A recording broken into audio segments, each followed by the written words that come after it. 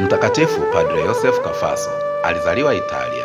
Alikuwa na hazina kubwa ya moyo wa kumtumikia Mungu kwa upendo na kuwahudumia waliosahaulika. Alijulikana kwa mafundisho ya kina na maisha ya utakatifu wa kweli. Zaidi ya yote, aliitwa mtakatifu wa magereza kwa sababu ya huduma yake kwa wafungwa, hasa wale waliokuwa wakisubiri kunyongwa. Aliwaendea bila woga, akiwaombea, akiwafariji na kuandaa kwa maungamo ya mwisho ili hata katika saa yao ya mwisho wapate rehema ya Mungu. Alimlea pia kijana maskini aliyeitwa Yohane Bosco ambaye baadaye alijulikana kuwa Mtakatifu Don Bosco, akimsisitiza kujitolea kwa ajili ya vijana, na hivyo akaacha urithi wa utakatifu unaoendelea hadi leo.